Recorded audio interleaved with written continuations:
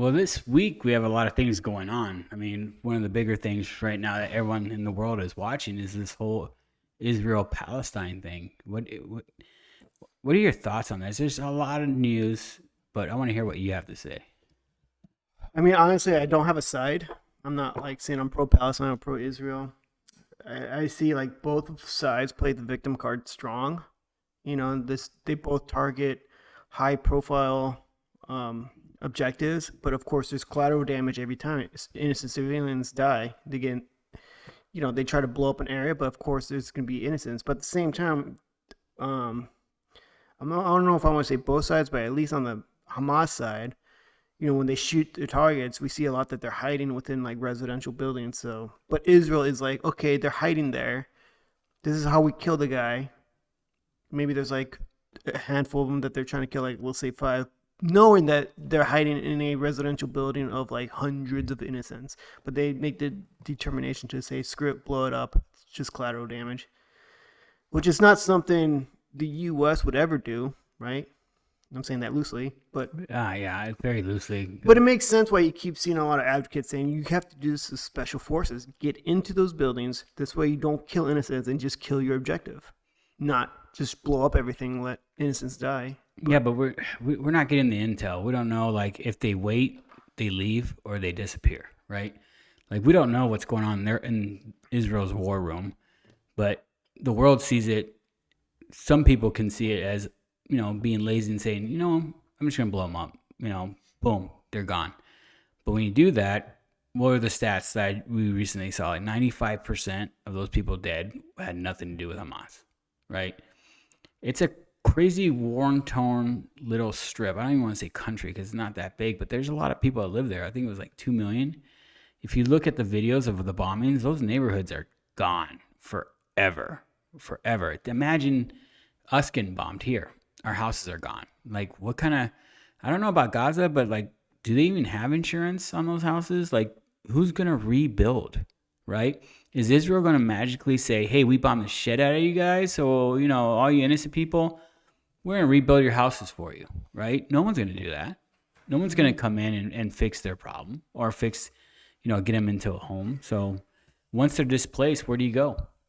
It's a good question. I mean, they're going to be displaced, and whose responsibility is it to take care of them, right?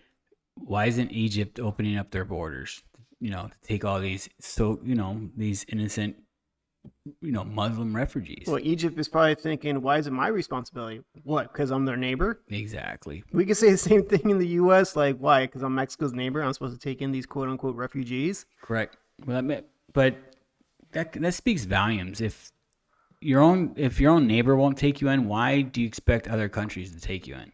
Mm-hmm. I read something where they want to bring in some refugees from Gaza. I'm like, here we go again. Like, we already have all these refugees. New York is overflowed with refugees.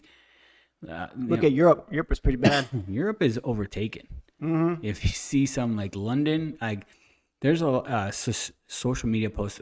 If you follow London Has Fallen, if you just type that in, all these places in London, those cops are getting they're getting beat up, pushed aside. They can't do their job because they don't have guns. Maybe I'm wrong when I say this, but most of these refugees most of them are male military age. Oh no, they are, most of them, even the ones that come through the border. I'm like, I don't see a lot of kids. I don't see a lot of women. No, you're right, 100%. Like, especially in New York, there's mainly like those refugees. But here's the thing. I'll play devil's advocate. Yes, they are military age kids or men, but how do we know that they're not people are like, okay, I'm gonna leave my family, make some money in the U.S., send money back, because it's really bad in those countries. I know a lot of like working in Arizona and living here, most of our lives. I've seen a lot of men come here, try to make their fortune, send money back to their families. Mm-hmm. It happens all the time, and I see it in other like India. We live right next to an Intel. A lot of Indians that live here in our neighborhoods, this kind of same situation. They're making their money, sending money home to one day, hopefully, they can get their families to come through the immigration process as well. But it's alarming when you see a ton at a time, right? A lot of them crossing the border at a time. A couple here and there is one thing, but when you see hundreds of men, you start thinking, okay, who's sending them over? Yeah, this country's about to get culturally enriched. This is all the military age Yeah, but migrants coming the in. only No, difference here is barely any women and children. everyone has guns. Hmm. So it's not going to be overtaken like other so-called countries, right? Like you're not going to do that here. Plus, you got all these, not in a bad context, all these hillbillies waiting for something to happen. They're excited. Like I saw a couple, like I think it was TikToks when I was going through Facebook, and they were talking about try this in a small town, because of the song. It's pretty funny. So, but I don't know. There's no right and wrong answer. Last week we talked that we're not taking a side. We can't take a side. I don't know the whole history. Everything that's out in social media and the news, like it could be one-sided, I right? mean, everyone's playing the strong victim card on social media. Yeah. Like they're killing innocents. Both sides are saying it. So it's just like, you know what? I'm sure they are. I don't doubt it. I'm not doubting that they're killing innocents on both sides. Yeah. That's why, again, I'm not taking a side on any of this. But why is there a lot more pro-Palestine protests around the world than Jewish protests? I mean, there are Jewish protests. Don't get me wrong. Maybe they're not being filmed as much. Maybe it's just like Fox News or people saying, "Hey, look, pro-Palestine." They equate that with pro-Islam, and it's like, look, we're getting overrun in Europe and in the U.S. So it's probably another fear-mongering tactic. Yeah. Well, But then again, there's way more Muslims than there are Jews in the world. yeah, I 100%. mean, Jews, it's like maybe the 10 millions, but Muslims is in the billions. That's a lot. Hmm. That's a lot. But I mean, and these Muslim countries are all like up in arms and trying to help out the Palestinians as much as possible. How? Like, are they sending aid? Like Iran funds them. Yeah. Well, You know, they fund the Hamas. I mean, if it goes beyond thoughts and prayers, maybe they fund them, probably give them supplies, Yeah. help them out as much as possible. Maybe these other countries take refugees. I don't know. Not just Egypt. Maybe some of them will. I did see a thing on Elon Musk sending Starlink to Palestine so the people in Gaza can get aid. Is supposedly why he's helping Like with internet aid. Well, internet so they can contact people like, hey, what do you need? Mm-hmm. What food, whatever. And Israel, I don't know how true this was because it's on the internet. Israel said they'll do everything in their power to knock those out. Mm. It's just crazy to me that they took out their internet, their water. They have it's been a week. There's people there that haven't showered in a week. They haven't drank water. Innocent lives. Mm-hmm. That is crazy. Like think about it, me and you, if we weren't able to take a dump Mm-hmm. for a week and it's just backed up. Like, what's the reasoning? The only thing I can come up with, and I hate to say it, is to take them all out. Yeah. Like they're gonna bomb them. Like, hey, we're taking this all. We're gonna starve you guys. We're gonna have you guys go back to the Stone Ages, and then we're gonna pick you off. So you think it's a Palestine genocide masking it with we're just trying to take out Hamas, and Hamas is using Palestinians as human shields, as collateral damage, and throwing the victim card. Yeah, I don't know. I mean, it's so squirrely. Oh my gosh. Where did I see this? I just saw this on either PBD. Oh, Jesse Walters. You ever heard of Jesse Walters? It's like on Fox. I believe I heard of that person. They did a deep dive on Hamas. What do you know? Hamas was created by the CIA. What? I believe that as much as they created Al Qaeda. We created Al Qaeda. Mm-hmm. It's because we wanted someone to go against Gaddafi. Supposedly, this is what I was watching on the Jesse Waters show, and they were saying that Hamas just got out of their control and became this big monster, its own entity. But that's what happens when you create something to take someone else out. They get bigger. It's the story of the town that took out the cartel. They ended up, and this is a story in Mexico. This is a big story that this town was sick and tired of this cartel and the violence and this and that. They ended up got together and they took out this cartel. Mm-hmm. Great story. Problem is the town ends up being the cartel. So they started making money. They started basically picking up where they left off. Mm-hmm. And hey, we can benefit off this. We can make the money off this. It was like, hey, let's take these guys out. There's violence. This is not good. They get in. Greed takes over. Like, they were making how much money? You can make money doing this? We can ask for protection. They ended up being the cartel. So I think greed is one of the biggest things in the world. But right now with the whole Israel thing is like, we don't know what the truth is.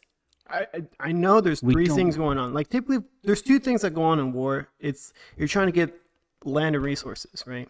Yeah, you might mask it like we're trying to kill the terrorists, the bad guys, but you're really going in there for land and resources. Otherwise, you would have no real reason to go in there. Go there, quick kill, get out of there. But no, they stretch it out. There's a reason why. There's also the military-industrial complex. There's going to be a lot of people who's going to benefit off that because they love these wars because they make money off it. We make money off of wars. It's like the dollar gets stronger. Yeah, what's terrible about the military-industrial complex is that so many people suffer, so few can benefit off it. Yeah, and it's like mostly America benefits from it, right? Like these countries are like Stone Aging. Not just that, but like, I mean, it's not like America sells their arms to Iran or Russia. You know, they're part of the proxy war. They're going to make their money too, selling their arms too to Hamas and these other organizations. It's going to be another proxy war where very few benefit and millions suffer from it. Do you think that we're going to end up like, there's a lot of talk that we're going to move off of Palestine and Israel and go into Sudan, Libya, those kind of places, and the war starts there. Supposedly, this talk about World War III. I mean, do you think we get there? Maybe, because those are also Muslim countries, and it's just like the whole, you know, there could be. It looks like there's cracks of like, hey, there's going to be more killing of. And wars in Muslim countries because we're back to fight in Syria again. I don't know if you recently saw that. Yeah, I saw that. There was recent airstrikes. So you know that's another Muslim country call outcry. People, other Muslim countries are rallying up to provide aid.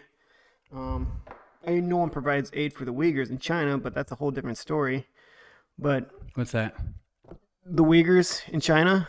It's like what, West China, it's a section of their population who are Muslim, but then like China basically are sending them to camps for re-education. Oh, I heard about that. Actually, you know what, there's a picture I'm going to pull up here. Let me find it real quick. About just basically how all these Muslim countries, they're supporting Palestine, but they don't give a crap about Uyghurs. That's true. Well, it's because it's China too, though, right? Like, oh, I found it. Here we go. Pull it up so everyone can see it. So yeah, so it's two, for those listening, there's two booths. One says support for Palestine. Everyone's lined up of these Muslim countries to support Palestinians. But there's another support booth that says Uyghurs, and it's just like no one's going there. Wow. Now, why is that? Well, it's China. They're not going to mess with China. No one messes with China. Let me just pull up where these Uyghurs are too. Let me in this section of China. So okay. For those of you listening, it's like, you know, it's along the border of these Muslim countries too. So yeah, they have Muslims there, but this was a story, what, a year or 2 years ago that everyone heard about, but there was no outcry from the Muslim countries. I saw something on HBO Max about it about a year or two ago, and that's got my attention, but I already forgot about it. It's not in the news. Just like the Ukrainian war. It's not in the news anymore. Do you want to actually do it. Pull this video up? Do it. This was this is dated from May 2022. So, hey, this was just a year and a half ago, right? So I'm going to pull up this video for us to watch real quick. A huge cache of data hacked from Chinese police computer servers has revealed new evidence on how China has treated imprisoned Uyghur Muslims in the country's Xinjiang region. John Sudworth from our partners at the BBC reports.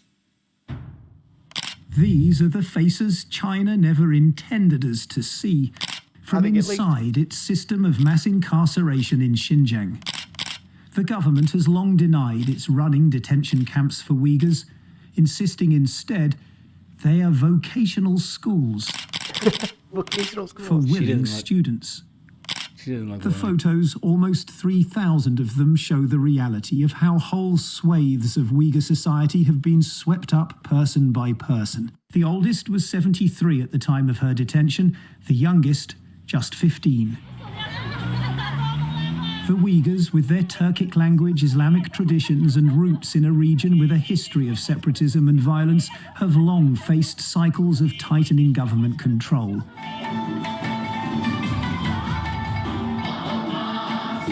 Chinese, And with Muslims, mounting speaking criticism Turkish. over the camps, the authorities got have to ask taken journalists on tours, showing them Uyghurs celebrating their culture and, they say, being guided away from extremism. Yes, this is classified internal government information. The files, said to have been hacked from police computer servers in Xinjiang by a source whose identity is unknown, were first passed to Dr. Adrian Zenz, a Xinjiang scholar who in turn shared them with the BBC, and they raise serious questions about China's narrative. You have police officers in heavy riot gear standing next to some of the men. Some of the men have their arms in a funny position, as if they were handcuffed. So this is really very powerful about the image material. And I was looking through these images on my laptop in the living room. I had to get up and go somewhere else and take a break. I was overwhelmed. The hacked files also contain hundreds of spreadsheets, row How come upon people are not row of up in arms with draconian this? jail sentences, often targeting expressions of Islamic this- faith, as a parallel method alongside the Where's all camps people for here, like the detaining Queers for Uyghurs Palestine? en How come masse. they're not saying anything on Just for growing a beard, Tursun Kadir was sentenced to 16 years in jail. His be in jail for chosen having a beard. expression of Uyghur identity forcibly removed. By speaking to members of the Uyghur diaspora in places like Turkey, the BBC has been able to verify the data, showing it to contain real people. Mahmoud Toti, for example, knew his eldest son had been jailed, but the database tells him for how long? 15 years for terrorism offences, although as evidence, only his son's devout Islamic faith is listed.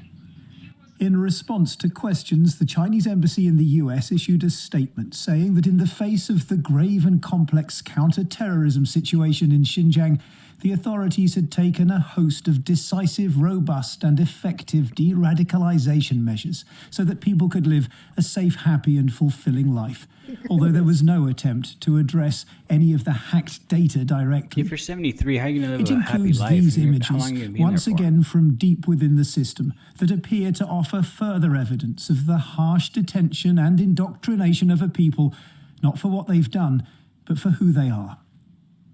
Here's the John thing. Sudworth, BBC News. No one's coming to save you. Isn't that fascinating? No one's coming to save you. So no one's gonna mess with China when they do this. I hate using this loosely because everyone says Nazi this, Nazi that, right? You're a Nazi this. They're rallying up people and throwing them in camps for a religion for a long time. for a long time, forcibly. What do you think? We've heard that too from World War II in Germany. Yeah. Pull people who are Jewish or look like Jews and throw them in camps. But they kill them in World War II. So I wonder if they're killing them here. I mean, Why wouldn't they? Why wouldn't they? If they already have them, if they don't, I don't know. I mean, are we ever going to find out if they're killing We'll them? never And if find we out. do, if there is any leaks, China's going to deny it. Yeah. Can you imagine? Isn't it? It's just crazy. And this was just not even 2 years old, and we already forgot about this. This is way worse than. Well, I don't know if it's, It's way worse than than what what's right now, going but on. No, it's worse than what's going on if you think about it. If you do a deep dive, yeah, there's a war in Israel. innocents have died. Innocents have died, but these are all innocent people. I think I saw a number, it was like 2 million of them are locked up or something. Some high number. I forgot what it was. That's insane, dude. That is insane. You're just taking people, like the guy that grew a beard, you give him 16 years because you think he might be a terrorist.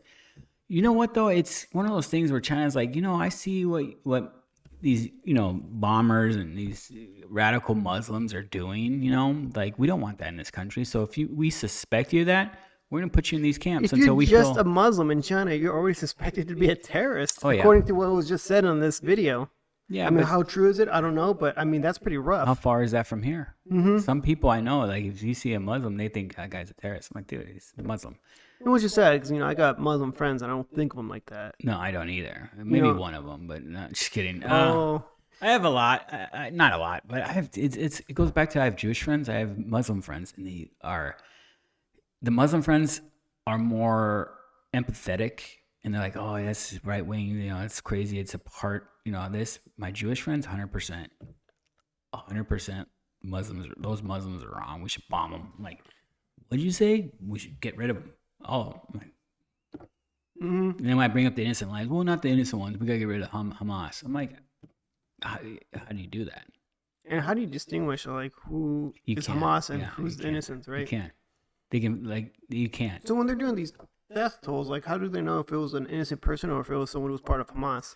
Okay, to your point, the end game. Let's just say they go in there and they bomb Palestine. They flatten it to the ground. And their whole ideology is let's flatten it to the ground, get rid of Hamas forever, and we'll rebuild. Right? Mm-hmm. Hamas doesn't die there. Doesn't Hamas become bigger? Well, yeah, because if you just bombed an area, innocents died, you're a child, and you just watch your dad die, your innocent father who had all good means die, there's a good chance that kid's going to be radicalized. I'll be honest. I love my kids to death. But if some country came and bombed them, killed them, something, I have nothing to live for. I have nothing to live for now. And now my whole purpose in life is to get back at that government. Mm-hmm. Any which way, form. Mm-hmm. That's just the truth. That's just any person that loses a child in a horrific way like that would think that way. Same thing for a child. If they lost a parent, they would think the same way. So we create, not just us, but wars create different sects, right? Mm-hmm. Different like Hamas's and the Al Qaeda's, the Jihad, whatever you want to call them. All these different sects are getting created, Mm-hmm. right? Because of that. It's basically saying you're trying to solve the problem with more problems. We're creating a lot more problems Mm-hmm. with that one problem. By thinking that you're just going to wipe them out, blow them up, it's not going to happen. You're just going to make more people hate you. But here's the truth though, they'll never get along. Like I did see that the US and Biden are more, hey, let's have a ceasefire. And Israel's like, are you kidding me? You guys were on our side, now you're not? You know? Well, I mean, the killing needs to stop, but how do you end the killing? And the killing's not going to stop there with Gaza. No, it won't end with Gaza. This will never end. It will never end. It's just, but there's Because how are these other Muslim countries not going to feel threatened? Like, if they could just wipe out Gaza, they're going to just take out the West Bank and probably go farther from there into more Muslim territories. I think a lot of Muslim countries are like seeing this and like they're starting to make their threats. Mm-hmm. Iran already made their threat. They made plenty of threats. They said, hey, if the U.S. gets involved, and I mean, do we have that video of the U.S., like the military? I'll pull it up. We'll pull it up later or whatever, or whenever you want. But this is the harsh reality about the U.S. military that people don't want to talk about. And I feel in my heart that that's accurate. That is 100% accurate.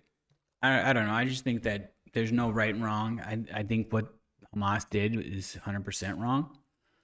But how do you fix it? How do you... There's no real reason. There it is right there. This one here. All right, Let's give me. pop that up. If China, Russia, Iran, and even the rest of the world join forces, they won't even come close to defeating the United States. The U.S. military budget is bigger than the next 10 most powerful countries combined. Wow. The U.S. has over 750 military bases around the world, while Russia barely has 20. A single U.S. aircraft carrier is more powerful than the entire Russian Air Force. But what makes the United States more powerful isn't its military, but its unimaginable economic power that can fund the most powerful military in history. The United States controls the global financial system, produces the most advanced weapons, and even controls GPS. If it weren't for nuclear weapons, Russia and China would have never challenged the United States. History. The United States Yeah, I 100% agree with that, which is crazy. If there was an all-out war, boom. A couple of things I want to bring up on this real quick. Yes, we talked about this earlier. I screwed up and called an aircraft carrier a destroyer. I meant aircraft carrier because, as you know, I'm really into Star Wars, and right now I'm deep diving into the whole Thrawn series, and what they use, their flagships are the destroyers, right? Mm-hmm. So I meant flagship as a carrier, not just a destroyer, even though there is ships that are destroyers. 2, I forgot what 2 was because I'm Well, America's Alzheimer's military kicking in. might, something like that about that video. Yeah, we have. Oh, the draft. Did you hear that they might implement the draft? Or who? U.S. Yeah, right. Can you imagine? Well, I mean, there's a lot of things about that, about the draft in Vietnam and how that was unsuccessful. A volunteer force is most effective. A draft would only work if it's like self-defense purposes, like we're getting attacked, not we need to go out there and try to win this war. I did see they wanted to do the draft before. Who's saying this though? Okay, hold on. Let's Social go media. back. Okay, Social yeah, media. there we go. No, it's just an idea that was on there, and it just Yeah, I remember these talks during the Iraq War with George Bush Jr. And he was like, "There's not going to be a draft because there's rumors about a draft going on." there's too many people. We had too many volunteers. Like 9/11, we had too many volunteers. Everyone and their mother wanted to come back and Yeah, well, everyone wanted to fight the terrorists in Afghanistan. Like, what am I doing in Iraq? yeah. Basically, the whole Iraq thing, like we fought a war in Iraq, and we wanted to fight these terrorists, and it ended up being in Iraq, taking out Hussein, which I still think that was the wrong thing to do because we all know Hussein was a revenge. Papa Bush couldn't take him out, so little Bush took him out. That's how I feel because right now, if Hussein was still alive, those places in the Middle East would be under control. We wouldn't have all this crazy terrorism. They'll have their their fits here and there, but they'll Yeah. still be under control overall. You need to have that supreme guy at the top of the mountain, right? If you don't, then you have all these Al Qaedas, Hamases, and all these other little groups, and let's just call it for what it is. It's like a bunch of cartels fighting each other for supremacy. Oh, didn't we see like a PBD podcast about them talking about like the head of the mafia? I'll let you talk about that, but yes, we did. I mean, It's so true in today's. watch their video, their take on it. So, how I'm trying to repeat this might not be very accurate, but it's just basically saying that like, Vinny brought it up. yeah, the head of the mafia, if he's a strong guy, no BS guy, everyone might hate him, but they're also not going to mess with him. And all of these little factions, all these other group guys, they're going to just calm themselves down and not start these little scrimmages on the side. But if you have a weak mob boss, all these other little guys trying to prove themselves, they're going to take their chances Oh yeah, and cause chaos and try to move up in the ranks. Because there's no one there to keep them in check. there's no one to keep it in check. So is that kind of like Biden, how these two wars are breaking Oh, out now? It's just 100%. because he's not the strong leader we hope for. He was the guy we wanted, not Trump. No one fears him. But at the same time, the world doesn't fear Biden. No one fears Biden, is what I'm trying to say. When you had Trump and people were calling him a bully and this and that, maybe he was, but guess what? That's what you want. You honestly, that's what you want at the head of the table because no one was scared. No one messed with Trump. There was no wars with Trump. Ukraine wanted to go funding and the whole thing with Russia. He's like, no, you guys aren't gonna fight. We're not gonna get involved. And we're not sending money. No one, like all these people, anyone but Trump. But in reality, you take a step back and you look, well, shoot, no one messed with Trump. Everyone feared Trump. That's where the fear of, he's going to get us in World War III. No, it's because everyone's too scared of Trump and the U.S. to mess with us and do anything stupid. You know what's the saying? Fuck around and find out. Well, they're doing it right now with Biden, and look what's going on. Getting away with everything. And Trump's approach is like, you two come up with a deal before the blood starts shedding. Yep. Come up with a deal. Someone has to give out. You can't say like, we need help. Then they immediately jump to violence to start wars. Well, it's more Trump was like, you guys figure it out before I have to figure it out for you. And he didn't want to go to war. And that's why the military complex didn't really care for Trump at the end because they weren't going to war. They weren't open for business. And Trump wanted, let's say it how it is, he wanted peace. He wanted to make money. He's a business guy, right?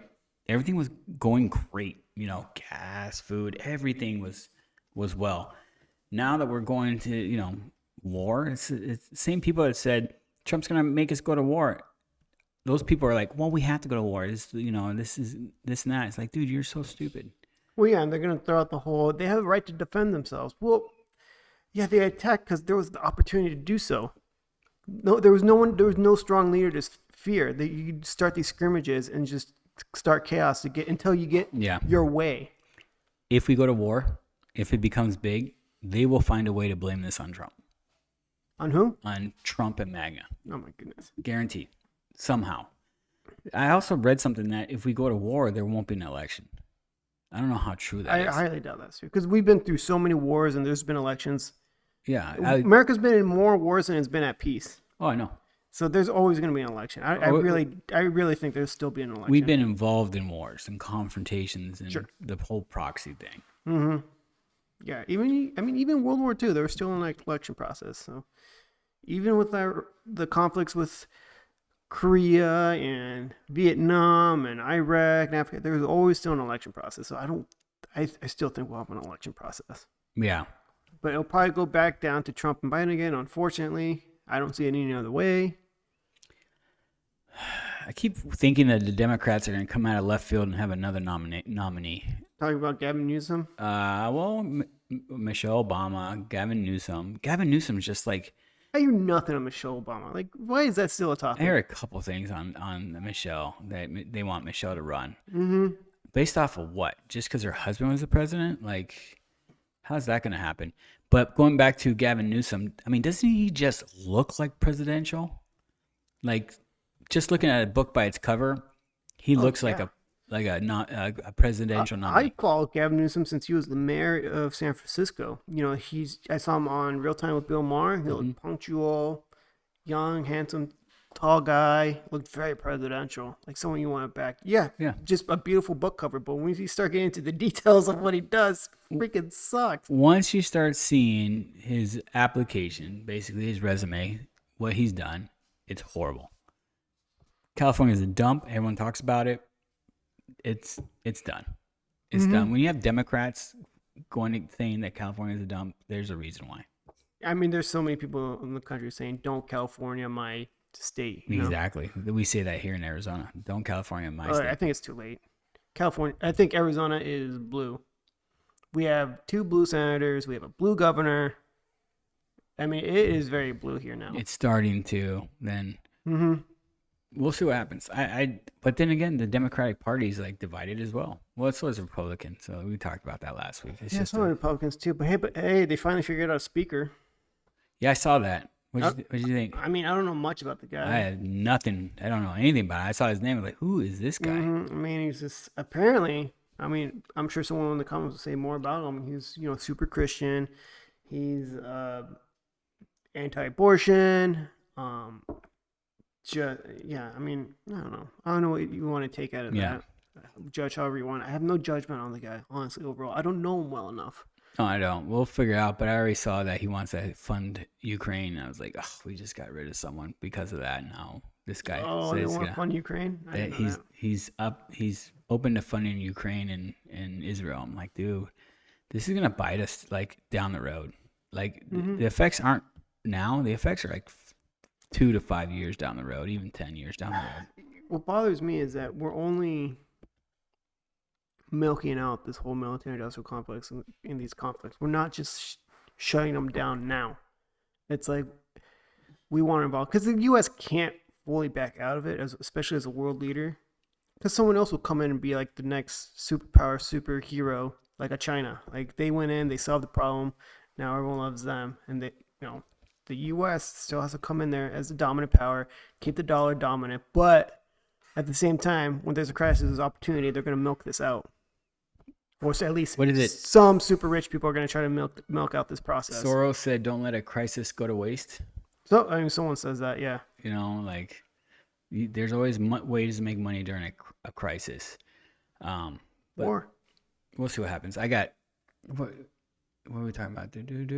I want to just I know we talk about things that we want to talk about today. I want to talk about something before we jump into the next story, if you don't mind. Mm-hmm. Let's reevaluate tip culture. Not reevaluate, but explain a little bit more. I feel like we got a lot of response on that one, which is cool. It's awesome, right? Mm-hmm. A lot more positive to what we were talking about. And there's a couple people who are like, oh, you guys are part of the problem, not tipping. We're not tipping everybody. We're just not. Like we said, we're not going to tip the Amazon driver. Well, yeah. It's like, it goes like the convenience of having Amazon bring your package home to your house why would I want to tip? I might as well just go to the store then, if that's the case, right? Well, okay, so what is it with like food delivery then? How is it any different? Someone's just delivering your food. You already charge a delivery fee, and you're expected to tip the pizza guy. I tip the pizza guy. We all tip the pizza guy, Right. yeah. But now Yeah. it makes me think, how come I'm not tipping the Amazon driver? He delivered something to Don't me, put that out in the world, dude. Now that's going to be a movement. just Amazon. like the pizza delivery guy. All he did was deliver my food to me, and he gets a tip. The Amazon driver, he delivers my goods to me. He doesn't get a tip, or But she, rather. Amazon drivers drive an Amazon car. No, they could also drive their own cars too as an I do independent see some contractor. that right? don't, but a lot of you see a lot of Amazon electric bus things that they have. Oh, they're making the routes. Yeah, I see it sure, a lot okay. now. But in the beginning of Amazon, people were using their own cars. I'm just going. They're still doing it If they're still doing that, then because that we get a lot of sucks. Amazon packages, and I see it on my ring. Like, Oh, hey, and who they're is just this cars? person? And then it's like, oh, you see their Amazon jump shoot, and they drop their Wow, stuff. yeah. Yeah, I mean, there's a mixture of both the Amazon cars and just individual using their own car. Yeah, I think Walmart uses their own cars. Yeah, I mean, it's so. So my point: how come That's we're a great not? point. How come we're not tipping those drivers, the Amazon drivers, or the postman? Why is it? Because it's not food? What? I mean, I'm trying to understand the logic on this. God, that's a great argument. That is a great argument because my whole train of thought was always we always tip the food people, like Well, DoorDash. okay. Okay, then you're going back to the DoorDash. let's- Like, why are you tipping Let me- DoorDash? Before we get further, I just want to reevaluate the servers. Like, you're at a restaurant. The server is giving you a lot of attention. They're bringing in your drinks. They're taking away your empty drinks or refilling your drinks. They're bringing in your food. They're taking away your empty plates, giving you new plates, new silverware. Always asking you if you need anything else. Please let me know. You might ask something. Yeah. They bring it to you. The delivery driver, just one time, drops your stuff off, doesn't ask you if you need anything else, and they leave. Yeah. Right? That's Same with Pizza Guy. I mean, yeah, it's the pizza. So he delivers food, gets a tip. You're not delivering food, you don't get a tip. Is that the threshold? I'm trying to understand the logic in this. It's great logic. I mean, it's great. I can't rebuttal that because I don't know if like I've always tipped the food delivery people. I just like never even thought about it until the way you just said it. Like, why aren't we tipping people at Amazon and people that deliver your own stuff? Can you imagine though, like if you started tipping Amazon, like why wouldn't you? If I was an Amazon driver, It could break out. like, We could get hey. to that point because everyone else is asking for a tip. Yeah, You go. Why are we tipping baristas at a coffee place, right? You go there, you ask for your coffee. You're waiting on them. They're not waiting on you. yeah. And they're like, okay, please sign here. And it has like tips. And it's like, well, why should I tip you? All you do is just take my order. Like, am I going to see you again after this interaction? Are you going to ask how I'm doing? Do I need a refill? Do I need something else? Are you going to throw this cup away from me? Like, what warrant the tip? Just one-time conversation? There's no other service being done Yeah. to you for that. Once you get your coffee filled, you're done. You're done. So I and people are gonna be mad. I don't, barista, sorry, but why would I tip you for doing your job? And are baristas, are they upheld to the minimum wage laws of like $2.13 an hour, or do they get the of service, or is it just still the minimum wage of? The minimum wage. Okay, But so- even that, like a lot of, I think 213 doesn't exist anymore in Arizona. I think it went up. probably went to like 325 or something like that. I don't remember. It's been a I think while. it went up to minimum wage. We got to research this because I was talking to someone about this, and they were saying, yeah, our minimum wage is minimum wage. I'm like, no way, because then you're making good money. So minimum wages for tip employees. This is on U.S. Department of Labor. Whatever your minimum wage is right there, like Arkansas is 11. That 837 plus 263 is that number. So I Oh, wonder. I see the math. So this minus this equals your minimum cash wage Yeah. for tip employees. So in Arizona, it's $13.85 an hour, Minus. but minus $3 if you're a tip employee. So therefore, you're making $10.85 an hour. Is it okay? That makes sense. Yeah. But then, is that enough to It's cover not, your minimum? no, minimum needs? You got to get those tips. Now, I mean, I made this argument, like, even if you provide good service, you still get a crappy tip. And if you provide bad service, you're almost guaranteed no good tips or any tips at all. Well, the hard thing is if you're And as a server back in the day, some countries don't believe in tip. Not that they don't believe, they're just not accustomed to tipping, Most countries are like that. right? And a lot of them don't want tipping culture in their countries. Correct. So then when you have someone from those countries, you give great service, you have great conversations, you find out where they're from, you tell them, hey, you should go try this place, you should go check out this place, and you have great conversations, and then you see you get zero. They don't tip you. Like, I've confronted people like, dude, it was my service bad? No, it was great. You're a great person, blah, blah. How come I didn't get a tip? Oh, we don't know what that means. Like, we don't do that in our country. Cool, but you're not in your country. Is it up to, should you get mad at them? That's what I'm trying to understand. I'm torn on that. Like, should you get mad at them because of ignorance? Or maybe they're lying. They are from the country and they're just like, oh, we're playing it off like we're European or something. Yeah, I don't know. I mean, as a server, you have every right to question a zero tip. I've worked in service industries at a restaurant, and it just sucks when you don't get a tip. Like, dude, I Big time. busted my butt off Big time. for this group of people, Yeah. and I got zero tip. I'm like, this job sucks, man. How do people stay here? But you got to understand, too, you're in a different part of your life where you're depending on those tips, right? Well, that's the problem. You depend on the customer, not your employer, for Correct. your financial needs, and I think that is the core of the problem. Oh, 100%. Especially if you're a fine dining restaurant. Mm-hmm. And that If you're at any job, if you're doing awesome and you have good evaluations, you should be able to negotiate your pay. But you can't do that at a restaurant. Yeah, I got friends that are still servers. I'm like, dude, how do you make money? And then when you find out, oh, look at our menu, and they're making a ton of money. They have a Tesla, and you're like, fudge, man. Well, here's the thing. Like, I okay, have a buddy, 25 years as a server, same restaurant up in North Scottsdale. Mm-hmm. Just banking money. that's good. Great. It's great for him. I mean, him and his wife, I don't want to say his name, but dude, they're living their restless job. That's great, but not all servers can say that. Not all, but in his, like, I think it's a niche industry. They can, because they're all making money, right? Mm-hmm. Especially the ones that get the supreme shifts. Like, hey, I'm like, it's a closer shift at a nice restaurant. You're making the most money. You can definitely say that. But, you're working at, these nice steakhouses in North Scottsdale. You're making a ton of money. Mm-hmm. And you don't leave because you're like, where else am I going to make this kind of money? Mm-hmm. Where I'm coming in, it feels like Groundhog's Day. Same thing over and over. The only thing that changes is the seasons.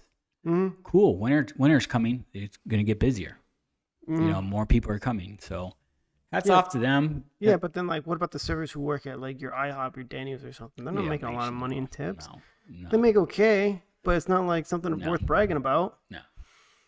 And they have high turnover as it is. But let's be honest. Some of those waitresses that work at, like, if you're a good-looking waitress, it's not your service. Mm-hmm. Some maybe, but some of the cases, like, you get some dudes come in there late night at Denny's after, going to the clubs and stuff. They see a hot waitress. They try to spit their game. They're going to tip high. Maybe sneak in their number. I have friends like that. Like, here you go, sweetie. Here's my number. And like, oh my God.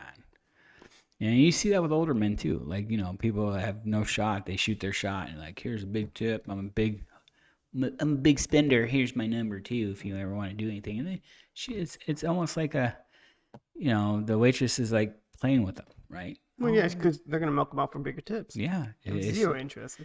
It's just like a strip club when you get someone like, oh my God, your biceps are big. You look so good. And you're like, oh, he's tipped more. So I've heard, but that's the same thing almost, but not to that degree. So let me ask you this: we got rid of tip culture. Prices will go up on food. Is that going to stop people from going to restaurants? Prices are already going up on food. We were talking about this over the weekend. I mean, restaurants are already expensive as it is. I mean, if they still have to jack up the prices even more for food. I think they jack it up because of the minimum wage. When minimum wage goes up like this, you have to pay your servers. Before you pay, you pay your servers. It's like a 1099 employee almost. Mm-hmm. You're not making any money until you get a table and you get tips. Right. That's how you make your money, and we make our money off of you. But if you have to pay them a bigger minimum wage instead of $2.13, then you're gonna be like, okay, well, this $10 steak is now $12. This $10 burger is now $12. Mm-hmm. We're gonna start charging for ranch. You know, the little things like that. And the soda is like $4 for a soda. Like, come on. A fountain drink, like that is one of the It's already cheapest there, and things. there's still a lot of these restaurants still get a huge crowd coming in. I mean, if we get rid of tip culture, I think the ones that won't survive are the mom and pop shops, right? Yeah, we talked Because about they that. depend on the cheap labor. Yeah. Not just that. It's just you have a mom and pop shop, that owner's there majority of the time. You know, and they're the ones. And we talked about how restaurants already work on a thin margin. I mean, you raise up minimum wage, they can't have employees. They're gonna have to work longer hours and do more of the work, or get their kids in there and have their kids help them. You know, but And then, those mom and pop shops, like, well, the only way I can afford these servers now is to raise the cost of my food. And, not enough people know about me. And then come in, they're like, wow, these prices are expensive. I'll just go to my Texas Roadhouse. yeah, but there's two sides to the story. I was trying to come in with this tip culture thing that we had a lot of response, a lot of positive. What we talked about, a couple of negatives, which got me thinking. Like, I see your side of the story, I really do. But if there's no service done, why do we have to tip? I think most of the positive reactions are the people who are saying, like, okay, if you're not a server who's giving me constant attention, if you're just someone who just turns the pad around expecting a tip, I have zero desire to give you a tip. You didn't give me much of a service. All you did was just talk to me.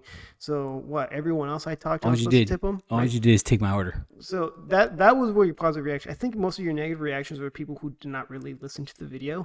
They just wanted to make noise. Or just saw the short. They didn't really see the short. They just saw maybe the headline of the short, like tip culture, and they got mad. Like, don't go to the restaurant thing. I was like, dude, we weren't talking about that. No, it's completely different. We weren't talking about a restaurant. Restaurant, you should tip. If you go to a restaurant, if you go into a walk-in restaurant where you sit down and you get service, you should tip. I always, even if it's bad service, usually give 15%. It has to be horrendous service for me to do like 10. Yeah. But I never leave zero. Just because I've been a server, I've been in those shoes, I know how it feels. I normally tip 20%. Normally. If it's above, like, they blow me away, I'll do 25, 30. If they blow me away. Like, I'm talking like every time I had a dirty plate, every time my drink was always filled, like they were on it. And I would do 25 to 30 if they were on it. And like the rest of my family or the group I'm with, we all had a great experience. So you deserve a tip. So now after that's been said, minus the servers. Now we're talking about everyone else who wants a tip, right? Yes. Now we're talking about everyone else that's not in that service industry where you're interacting with me and you're dependent on me because of your service. These people that, like, someone got on me about going to the pizza place and not leaving a tip for carryout. Like, I drove here, I ordered this pizza. Like, why do I have to tip? Yeah, I've had that happen to me. Like, I ordered pizza. I was gonna pick it up. Went there. I'm not gonna name the pizza place, but I'll tell you off air. I went there, picked up my pizza and wings. They expected a tip. I was like, for what? Like, I came here using my own vehicle and gas, picked up my food, and I paid what was required out of me, and I'm leaving. Yeah. Are you giving me constant attention? Down. Right? You're not gonna wipe a table after that. Yeah, I'm not sitting down. I'm throwing away my own trash, throwing away all the waste food. Yeah. There's no plates, no silverware. You're not doing anything. You're just giving me this food that I bought that you sell.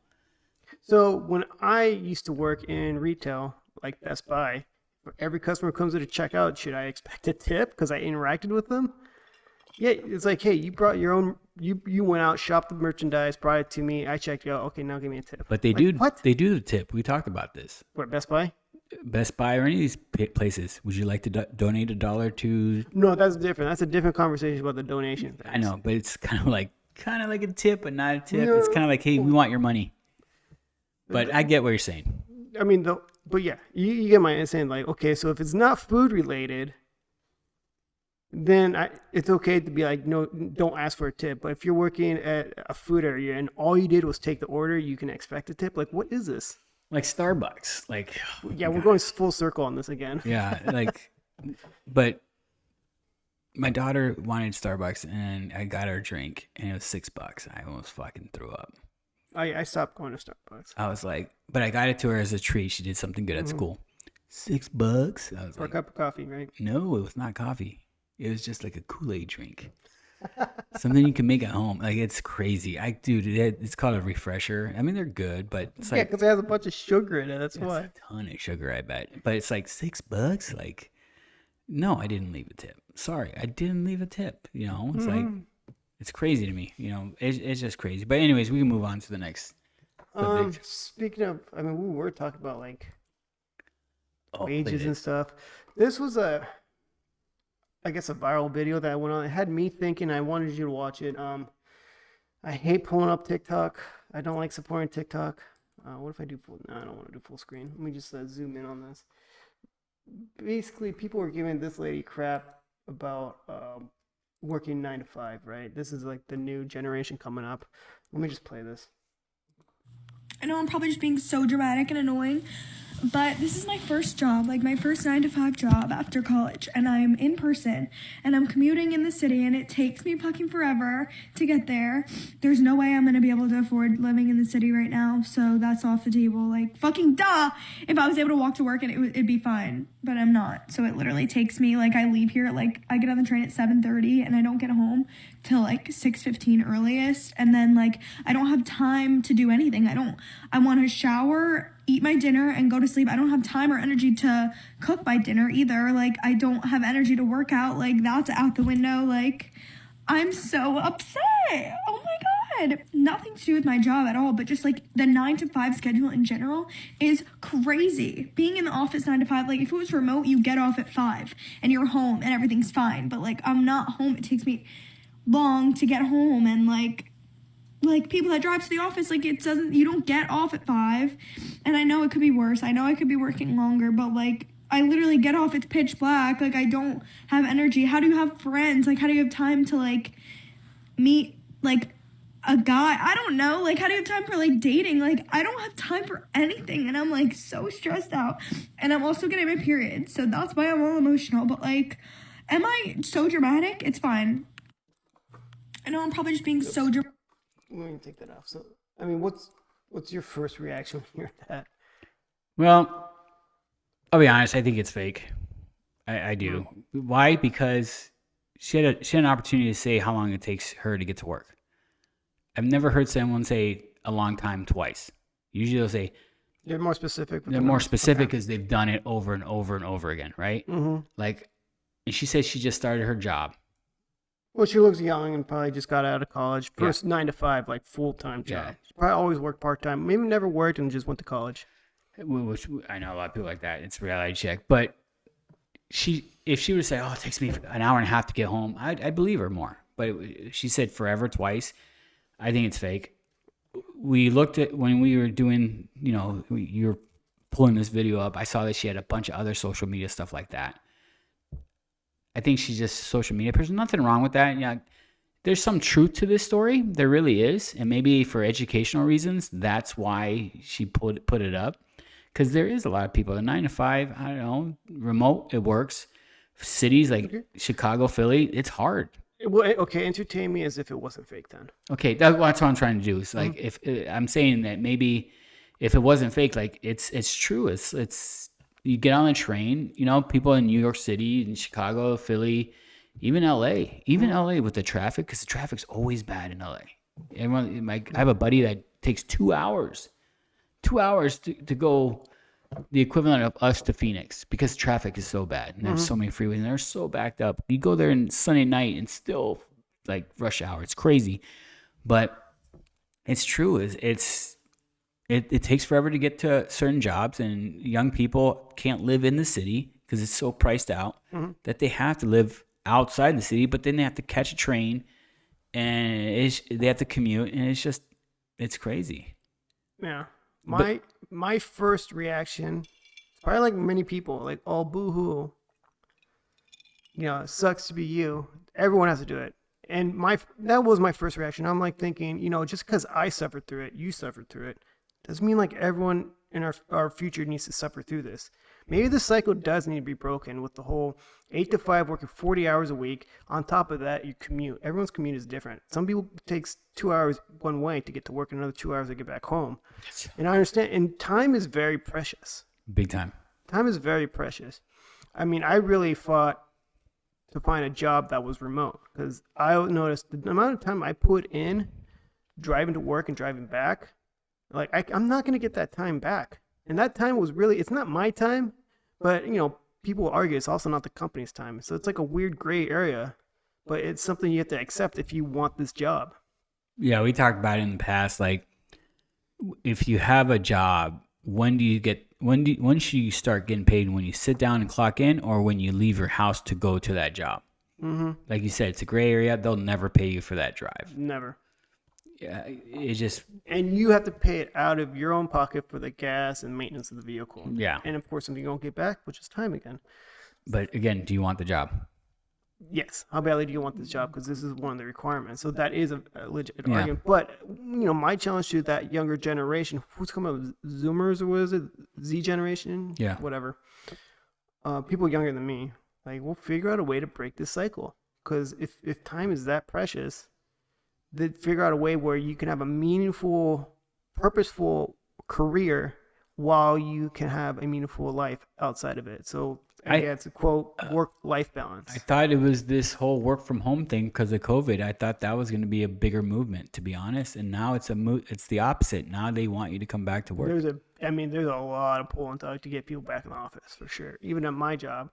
And they really want people back in the office. And I get it. They want to micromanage. And plus, it affects the economy that we knew of as a whole, because you get people to go to the city, they go on the lunch break, they go to the nearby restaurant, spend money, because we're spending economy. So we need to constantly consume. But now remote is here and people really, really want that. Yeah, you get no one wants to adjust to it. Yeah. It was, in reality, like the company I'm at, it was a hard adjustment to do work from home. And people were fighting that. And now people were fighting to come back because they got used to working from home and going, this is nice. Yeah. At first, it was a nuisance because I'm going to work at the dinner table. But then, what you thought was going to be 2 months, 3 months work from home turned to a year and a half. You had your own little office space. You got accustomed to it. You got luck. You wake up 5 minutes before your shift and you got to, once your shift is over, you're at home. All that time that you save commuting, gas, driving, all this was saved. I knew a lot of people, my neighbors sold their extra, they had 2 cars, they sold one of them because he was work from home. Mm-hmm. They saved a ton of money, insurance, gas, maintenance, and they loved it, Mm-hmm. And then when they were trying to get him to come back to work, he was like, no, there's other companies that will take advantage of this and hire you to stay home. Oh, yeah. Competitors are like, oh, your company's trying to send you home? Well, or your competitors trying to send you back to the office? We'll keep you at home if you want. Same job, Mm-hmm. And of course, you're like, shoot, yeah. I could go on a lunch break or a break and I'm at home with my kids. Yeah. I'm at home with my newborn. A lot of people are like... Yeah, because in your office, like, I got a 30-minute lunch break. I got to hurry up and get this vending machine food, shove it down my mouth. Food, or make food, meal prep. And that takes time, too. Meal prepping, deciding what you want to keep, what you want to have. I mean, I have mornings where I'm like fiddling in the fridge, what do I want for lunch? What do I want for lunch, But I thought that was going to be a bigger movement and there's going to be more jobs and more, But you're right. They never saw how it affected downtowns, how it affected the mom and pops or the big box corporations, the Subways and McDonald's. There's also commercial real estate is impacted by this. So they're time. probably really pushing the agenda to get people back to work because we need these companies to lease these offices again. Yep. Otherwise, this could collapse. And if it does, we're in trouble. Mm-hmm. So there's a reason why they want everyone back to work. And plus, like, the government catches wind of this. Like, if we don't tell people to go back to work, we could go through another economic collapse. And I don't want this happening under my administration. No, we can't have a collapse during these 2 proxy wars. Yeah, on top of these problems. Dude, we'd be like, no, it'd be almost too much. Too much. But I mean, do we really need to go back? Because there's plenty of room for us to spread out. We don't need to be crammed into these cities where traffic's piled up. Because, the car situation is it's just a 2-dimensional thing. Just you could drive, and we live in a 3-dimensional atmosphere where you can go up and down in a building. So you can lease whatever office space up and down, but in order to commute through there, it's still on ground level. Yeah. So it's frustrating, but at the same time, it's like, what do I care? That it's just the employee who gets there. I mean, I hate to say it, but like a lot of CEOs and people who own large companies, they just look at employees not as a person anymore. They look at them as just a statistic. Well, that's I world pay we you live to in. do this job, and I expect these results. Yeah. Like, I want you to hustle as hard as the owner, because the owner is going to make more money, but you're still going to be at your stagnant wage. Yeah. And then CEOs, like, they want you to work harder and harder. And there's one meme I saw. It's like, if you work really hard, I can get a second Lamborghini or something. Like, I can't remember what the meme was. I got to find it. But there's a hard truth, though. The company that you're busting your butt for, making a decent wage or living, if you were to get let go, fired, died, they would replace you. Mm-hmm. It'd be easy to replace you. Mm-hmm. That's why, in reality, a lot of companies, they're like, want everything from you. My company's the same way. They want you to be blah, blah, blah for them, but they would get rid of you. Super loyal and helping everyone out. And I remember, like, my boss said something to me once, and I was like, I'm just taking care of myself. I'm going to do me and make money, make money for myself. Why would I go the extra step for someone else? Like help someone on my team, like with their commission, or help them make more sales. Mm-hmm. Why wouldn't I just do that for me? And my boss like, well, then to me, that sounds like, that hurts my paycheck because I make money when everyone makes goal. I'm like, oh, so you're worried about your paycheck, not my paycheck. Like, if I already hit goal, like say, 1 month I hit 125%. In the last week of the month, they wanted me to help out other people that are like 70% to goal. And the higher everyone individually is on percentage, past goal or whatever, higher bonus for the manager. Mm-hmm. And when I found that out, it was like, oh, that's why you want us to do this teamwork stuff. Once we hit goal, help other people. Crap, man. And it's like, that. I hear that, I'm like, I don't want to work hard for you. Mm-hmm. That's the big torn between company loyalty. It's like the companies want these strong loyalties out of employees. They always want them to be committed 100%. But those same companies are willing to replace you like that. In a heartbeat. And you're unemployed, not knowing, when you're unemployed, it's earth-shattering. It sucks. Like, how am I going to pay my bills now? How am I going to get by?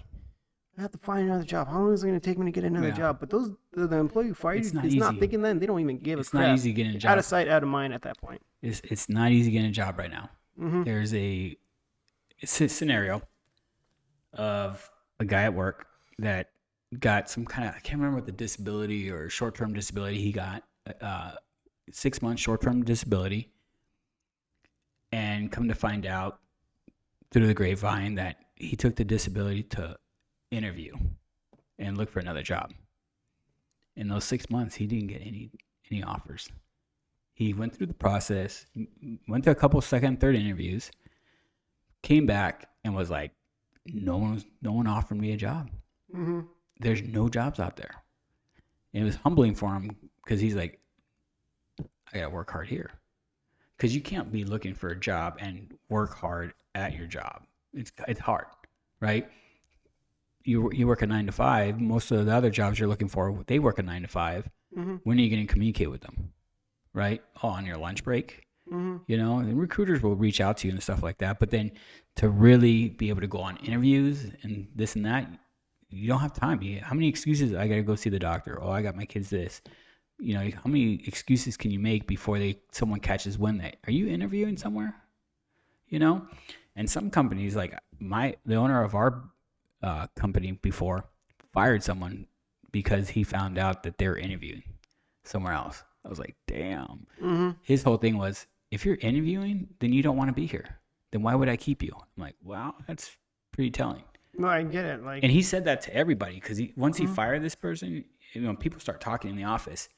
he had everyone come in. Do you ever think they could just have a conversation, be like, hey, why are you interviewing? It's like, well, A, B, and C is the problem. Okay, let's talk about it. Maybe we can satisfy those needs.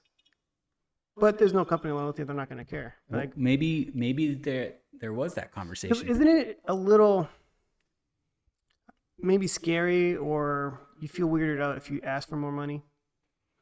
You try to, like, after a year, they're like, hey, okay, you deserve a 2% pay increase. I'm like, you know what? I think I deserve 4 for the following reasons.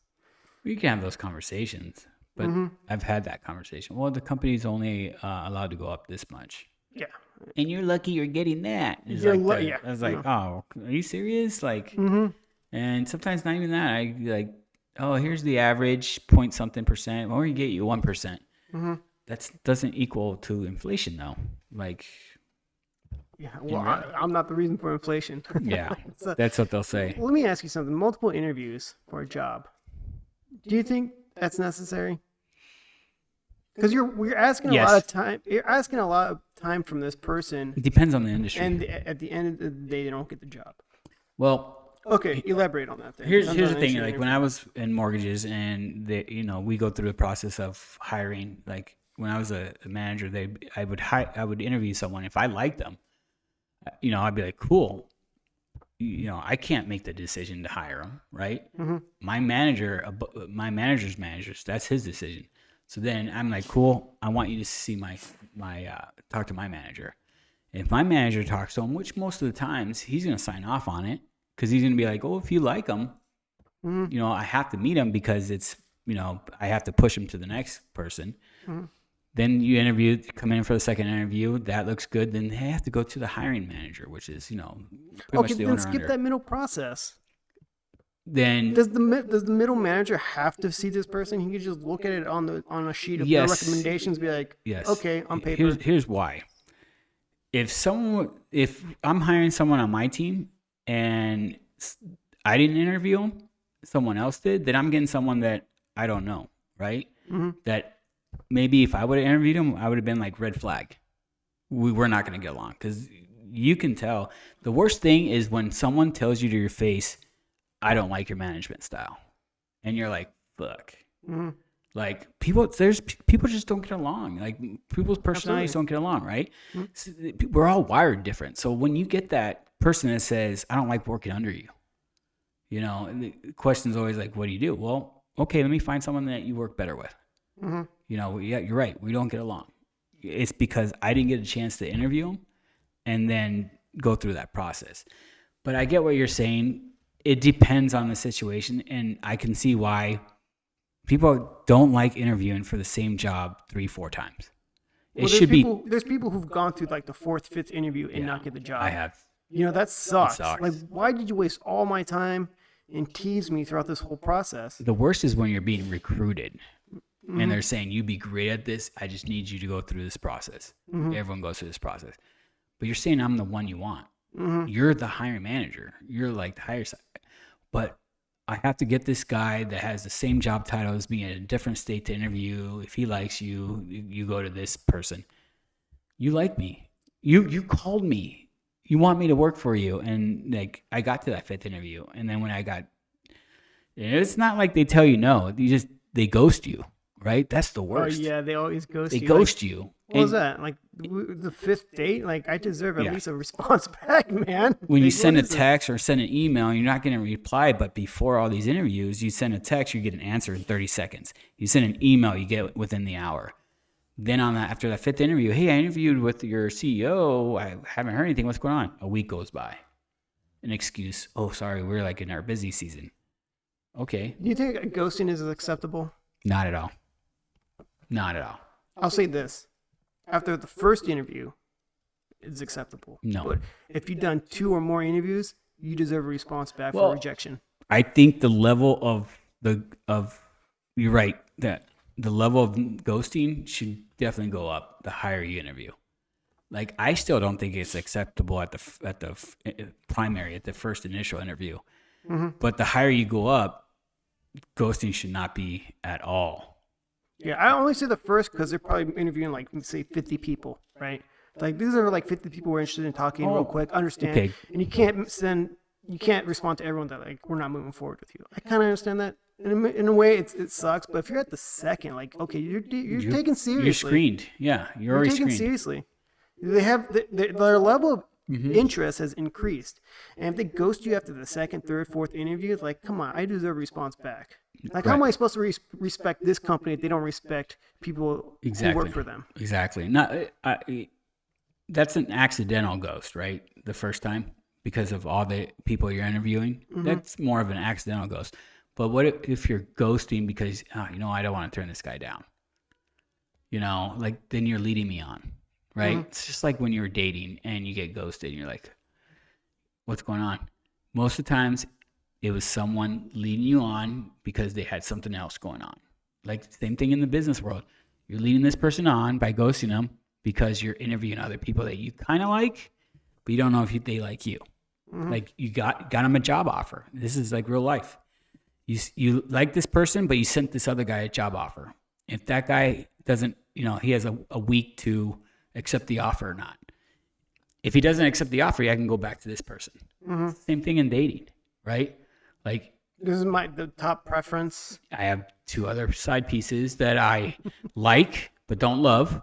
I love this person, but she doesn't really love me. She's not showing me the kind of interest. Let me see if I could throw more breadcrumbs. I'm not getting the right answers. She's not texting me. She's not calling me. She, this and that. Okay, let me call option number 2. Yeah, but when do you get back to option number 2 though? That's the thing. It's like sometimes it's never.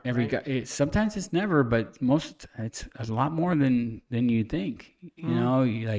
Let's be honest. Like I always had 3 different options at any given time. And when I got out of, when I was in college, oh, she doesn't want to hang out. I'll hang out with her. Oh, she can't hang out. I'll hang out with her.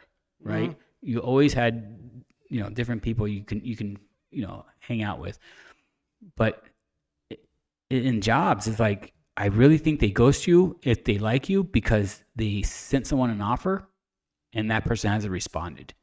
So they don't want to turn you down in case this person doesn't take the job. Well, you could go months without. Well, because, okay, now I understand what you're getting at, but like, they never respond back. Well, what does that's that mean? Different. That's they different. Still hold your interest after like 6 months? Yeah. Well, does that mean that they offered this person, they had a week, they said no? They offered another person, they have a week, they said no? That's a problem, right? Like if I'm option 50 and you're sending all these job offers to all these people and they're saying no and then it's trickling down. Yeah, okay, but we'll say the number. We'll keep you in mind, but right now it's a no. Just say that. Just say that. Yeah, I would appreciate that. Yeah, just be honest. Like we really like you, but we have other candidates that we kind of like a little bit more. Mm-hmm. Yeah, I get that. We'll keep your name on file and whatnot. I've gotten those type of responses back, but there's some that I never get a response back. Yeah. Like I said, the first one, I get it, the first interview, but if you have like 2 or more. But it goes both ways, though. So I've been in a situation where I've ghosted companies, right? Mm-hmm. Because I'm interviewing with a company and I hear nothing. Then I interview with a second company and I'm like, okay, I kind of like this. I can see myself working here. Because that first company I haven't talked to in a month, right? So I'm interviewing with the second company, and this company I haven't talked to in a month all of a sudden calls me and goes, hey, we want to set up a second interview. I'm like, oh, man, are you serious? Like, I really want to work for you guys, but you ghosted me, but I'll come second interview. And so it's not a technical ghost then if they respond back. But a month later. But it took a month. That's a long time when you're unemployed. It is a long time. That's a long time. I've been unemployed. You've been unemployed. A lot of people are unemployed. A week is a long time. A week is a long time. And if you're not getting daily wins when you're unemployed, it sucks. Mm-hmm. So. Oh yeah, I've been there where I've been unemployed for months, and then you get a response back, you get excited. And then you get ghosted. You're like, gosh, dang it, man. I have a couple of friends that in the mortgage industry that have been ghosted, and they very vocal on LinkedIn saying how mad they are. Like they go through this interview process and they're getting ghosted and they can't get a job and this and that. It's hard right now. It's just hard, especially in the housing industry. Yes, housing industry is hard. Like, who are they selling to right now at this point? There's still people that need to buy. There's always people that need to buy, but people are like relocating right stuff, now. But. I did see a thing that in the past it was cheaper to buy than rent. This is the first, like one of the first times where it is a lot cheaper to rent than buy. Yeah, which is crazy.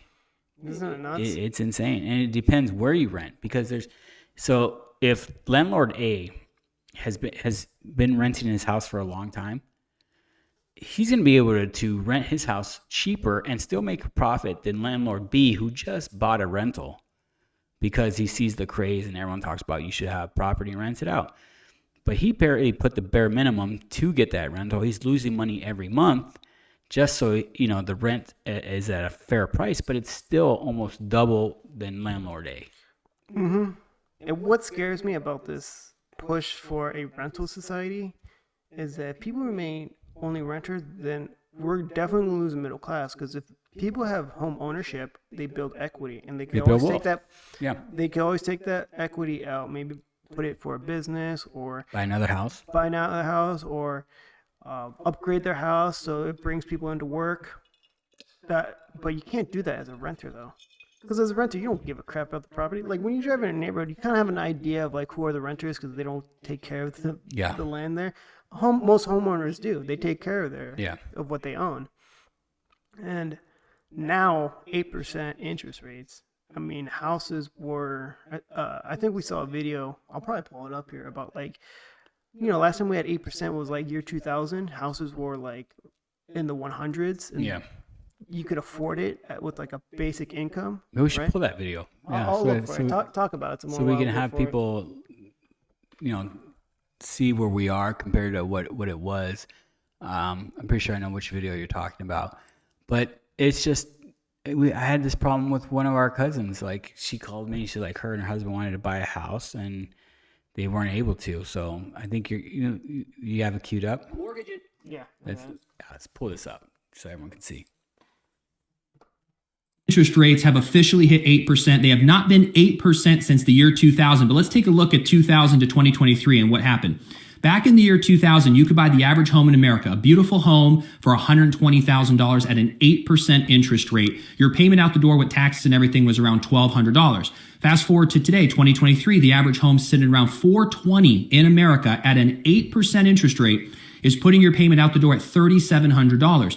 Here's the problem. Back in 2000, what do you think you needed to make as a household income to qualify for that home? $38,000. What was the median household income in the year 2000? $42,000. So the average family could buy the average home. That's the American dream. But today, a $420,000 house, do you know what you would need to qualify? $120,000 in salary. Yet the median household income is only $81,000 in this country. So the average family is $40,000, $50,000 short to even qualify for the average home. There has never been a time, I don't think, where the prices and interest rates have both been this high, which has priced out tens of millions of Americans. So if nothing changes, this is why the world's turning into a renter's economy. But we need to point out this problem and try to find a solution so that 100 million Americans aren't stuck renting forever. Mortgage interest. How do you fix it?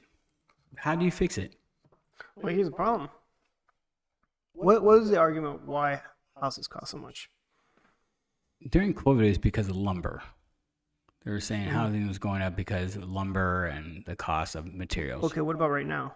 Like, why are houses so high right now? Well, the price of a home right now is so high right now. Well, if you go based off of that, it should be lower, right? Well, yeah, but what's keeping it high? Let me stop putting you in mystery. It's the low inventory, right? This whole supply demand, right? Now, if you're selling houses at this price, why would you ever want to sell for cheaper, right? So the corporate of, if the houses to drop in price, it would be increased inventory. If you have an opportunity to control the inventory, wouldn't you want to keep inventory low so you can keep selling these houses at these prices right now? But one of the main factors of why there's low inventory, people with 3%, 2.5% interest don't want to sell. Yeah. Mm-hmm. Why would you? Why? And pick up an 8% with a more expensive house? That's ludicrous. More expensive house and probably less of a house too, if you think about it. Like, what can you afford compared to what you have? So, okay, I mean, the Federal Reserve, their best hope is like keep jacking up interest rates until housing cracks. They're going to do it again, they said. I know. I don't know why so many people are betting that the Federal Reserve is going to pivot and start dropping interest rates. It's because they want you to believe that so they can get you into the house and you can refinance later. But what if these rates stay like this for 2 years? Which it totally could. No, It absolutely could, because I think the rates are going to stay this high just so the prices of houses don't go up anymore. I don't think they're going to go down. I don't think there's going to be any, because inventory is so low. But I don't think prices are going to go high. So I think the prices of houses are going to remain stagnant, and it's just going to take time until income catches up to it. Yeah, but if rates do go down, housing goes back up.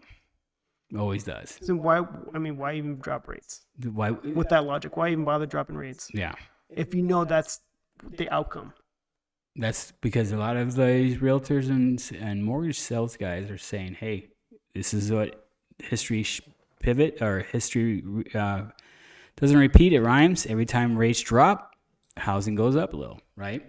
And housing always goes up anyways, but it goes up faster when rates drop because you can afford more house, supposedly. But it's almost like you have to see a generation of these kids that are leaving college. They want to buy their own house because they're renters and they want to start a family, right? There's a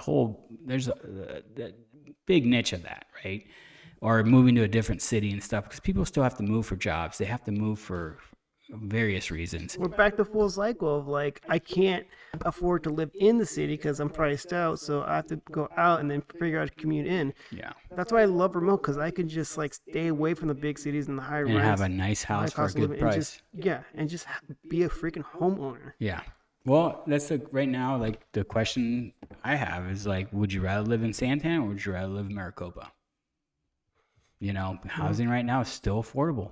You know, they still get a new build for compared to other places, yes, for $400,000. You know, Maricopa has a bunch of houses for 4-bedroom houses, $400,000. I was like, wow. No, last time maybe 450. No, I have a friend buying a house right now. 400. 386.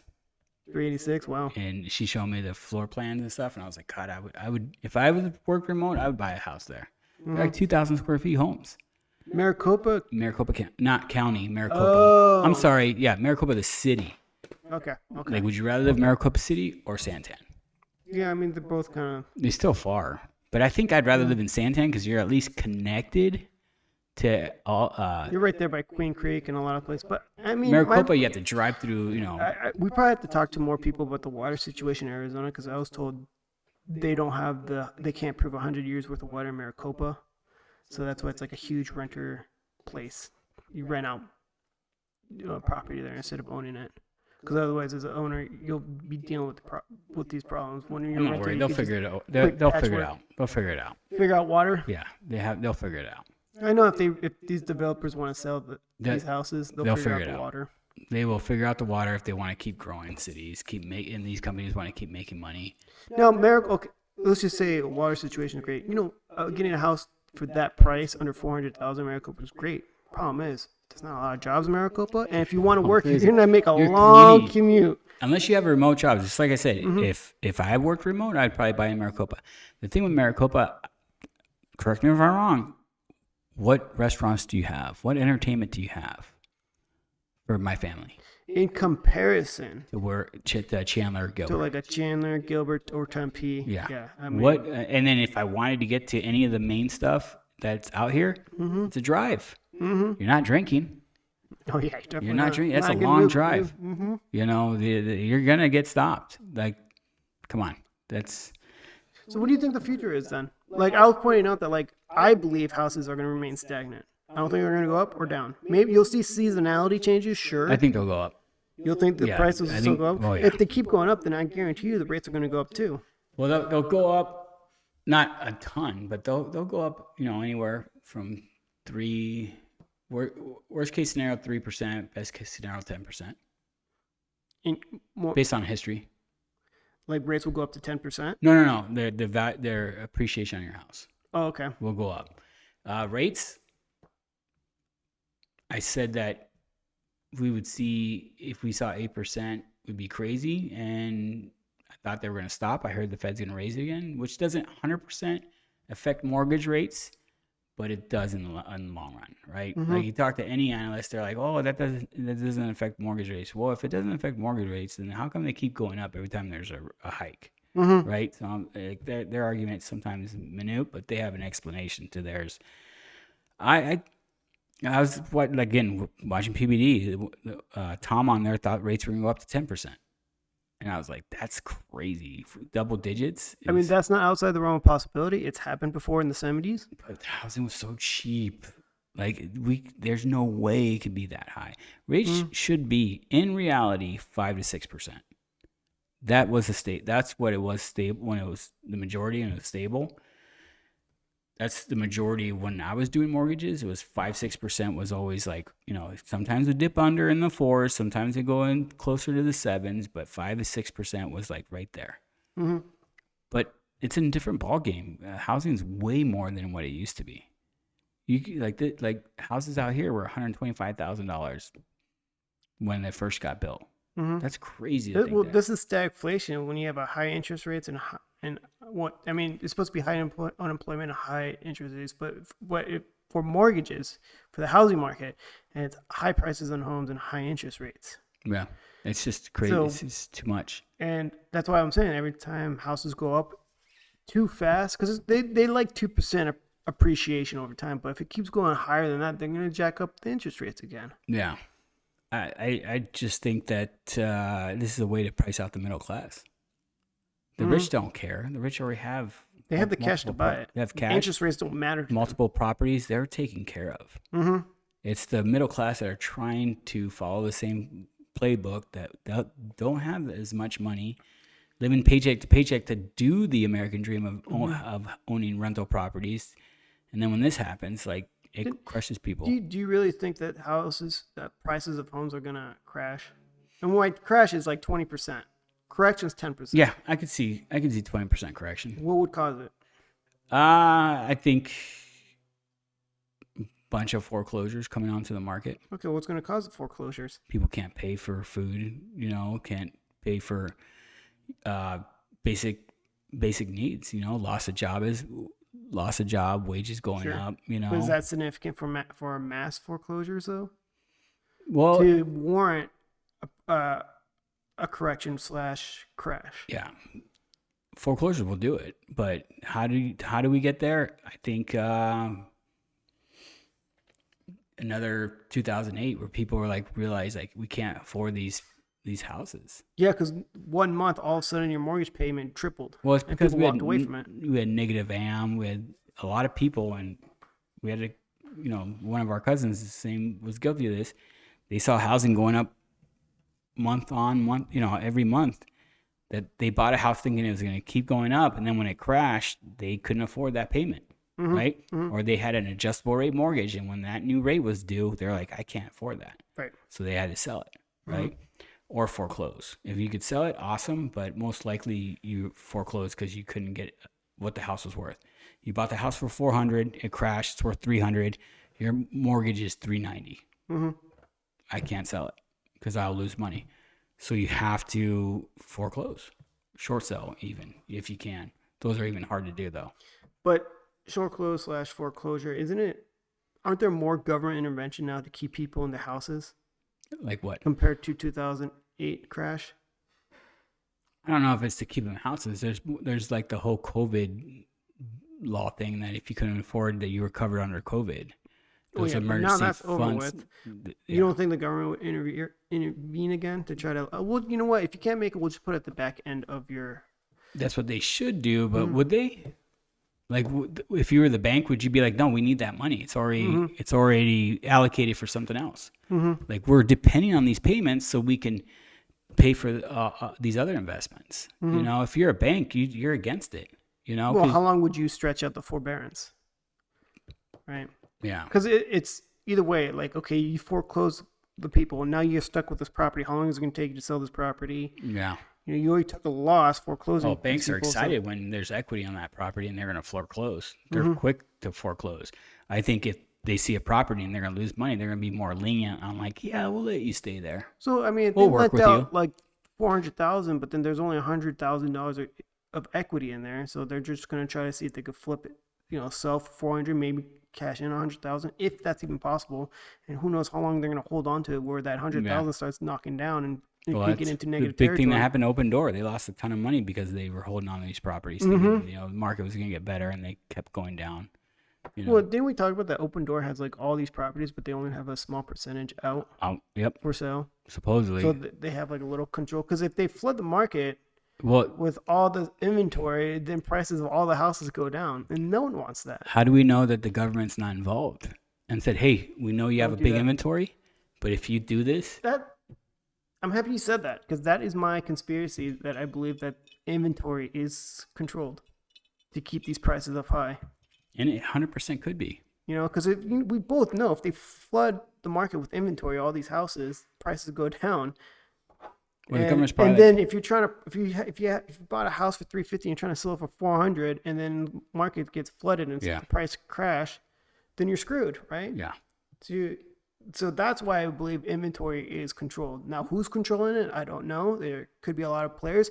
I mean, ever since Wall Street's been involved in the housing market game, Yeah. inventory stays low. I think it's controlled.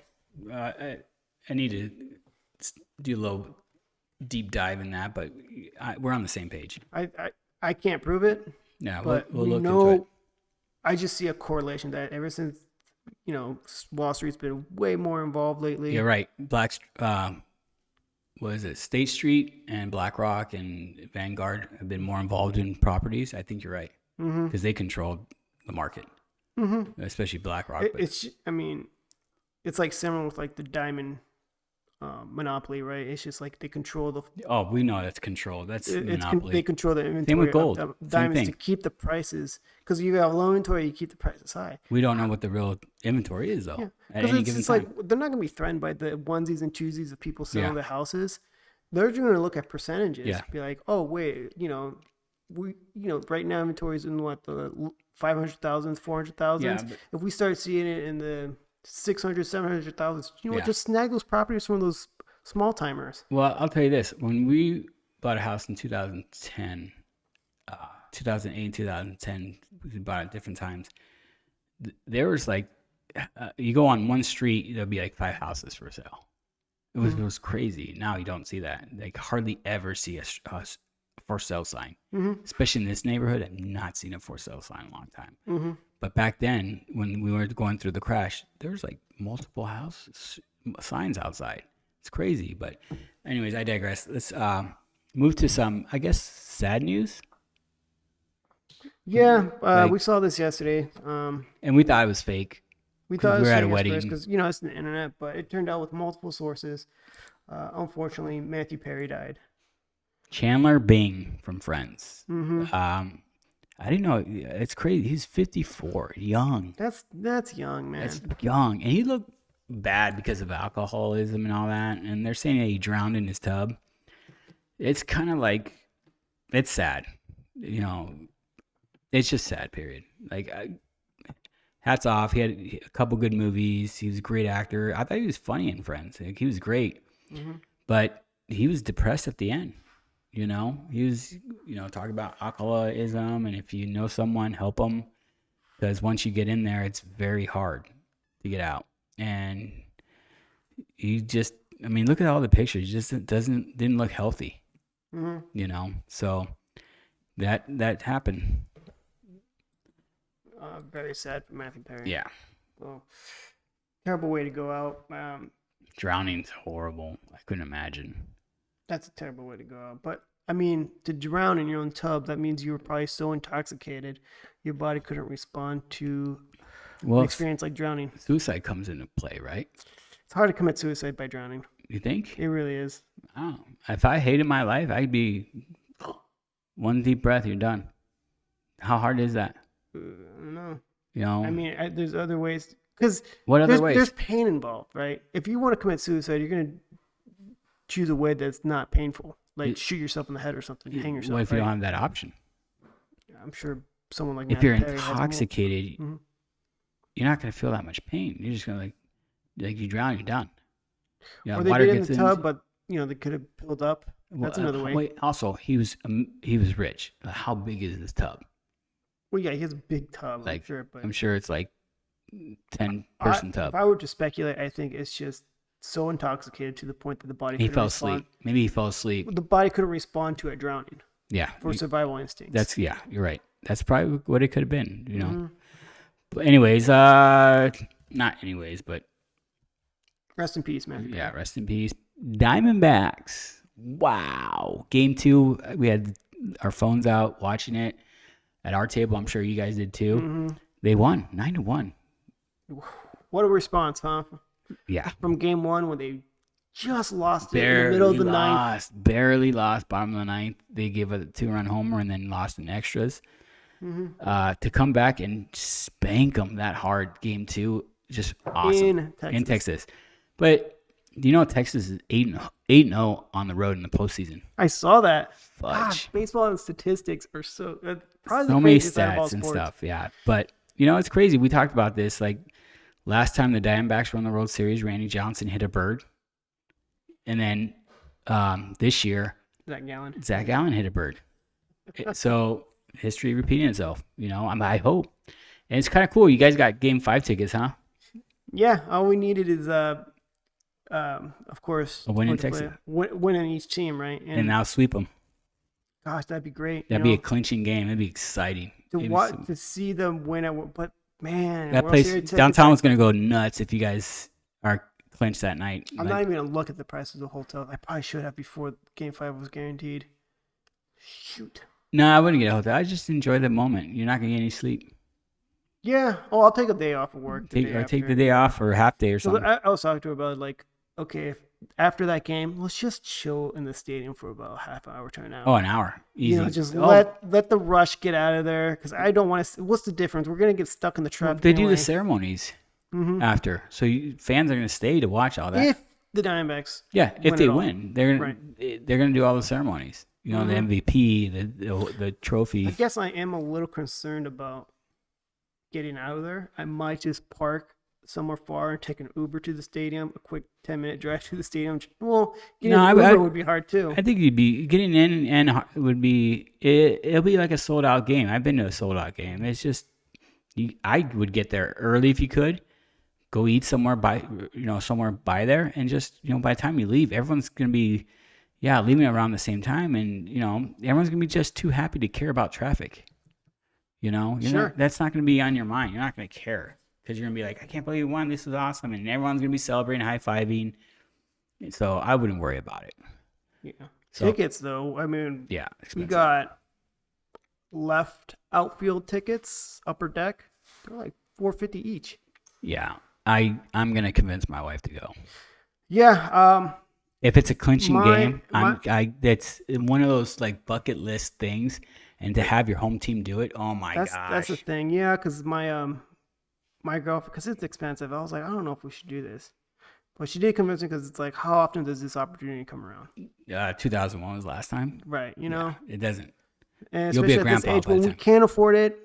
You can't. We can't afford it. I mean, I couldn't afford it in 2001. No, I couldn't in 2001. Those prices were like, I wanted to go, but those prices were so much. But now that we're more established in our careers and whatnot, it's like, why not? Like, and now that I have a credit card, why not?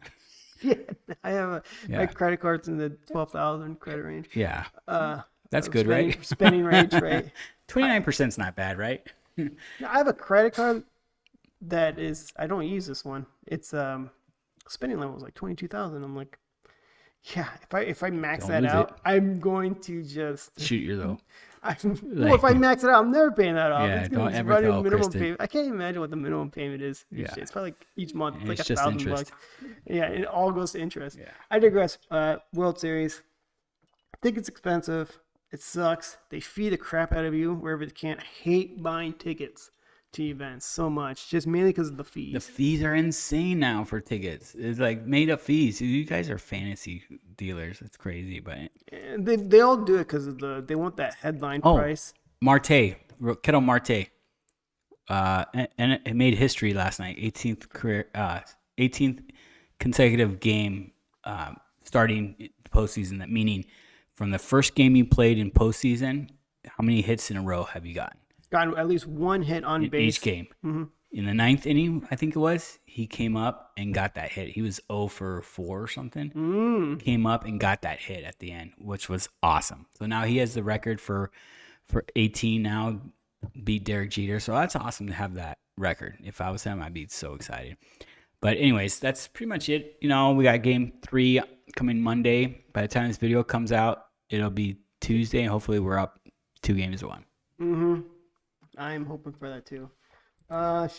Should we just finish it off with NFL? Yes, let's go. We're gonna go a week ahead on these predictions. Instead of doing week 8 today, we're gonna go ahead and do week 9. So when this video comes out, we're not financial advice. So if you lose a ton of money because of us, not our fault. I'm just gonna put it out there. But we're gonna go over who we think's gonna win. So I'll start off. Danny, Tennessee at Pittsburgh. I'm gonna say Pittsburgh because they're at home. Yeah, I'll agree with you. All right. Actually, Tennessee is actually really bad, huh? I don't think they won a game yet. Yeah, they haven't. But this next matchup, which is super early, so I'm thinking it has to be in England. No, I was thinking of the Panthers. Sorry. No, Panthers haven't won yet. Look at that, 7:30 a.m. That means they're in England, right? Yeah. They have to be. No one can play that, right? Miami at Kansas City. What a big game! That's a big game. I might wake up early for that game. Mm-hmm. Gotta get. I'm gonna go with the upset. I'm gonna go Miami. Okay. Because it doesn't look like it's gonna be home field advantage if it's in England, right? Mm-hmm. If it was in Kansas City, I might give the Chiefs the edge, but I'm gonna give it to Miami. It's a toss-up. I'll just agree with you. All right. That's the first time we agree on something. All right. Minnesota, Atlanta. Minnesota sucks. When you're a betting man and you're like, I think they'll pull it off, and then you keep losing because of them, you start to write them off. Atlanta sucks as well, so I'll go Atlanta. I'll go Atlanta as well. This one, easy for me. Baltimore's going to beat Seattle. Seattle's at Baltimore. Home field advantage. Baltimore's Lamar Jackson's just a stud. I can't believe the Cardinals passed on him, but that's okay. So I'll go Baltimore. Same, Baltimore. All right. This one's a little harder. Arizona at Cleveland. No, it's not. Cleveland's going to win. It's at Cleveland. Yeah, I was going to say Cleveland wins that one at Cleveland. Rams at Green Bay. Part of me wants to say Green Bay, but I'm going to say Rams. Ooh, interesting. I know Green Bay's had their disappointing moments. They had some good games, but they've lost to some bad teams. So I'm going to go. That's why I'm going Rams. I'll go with Green Bay. All right. Tampa at Houston. Wow.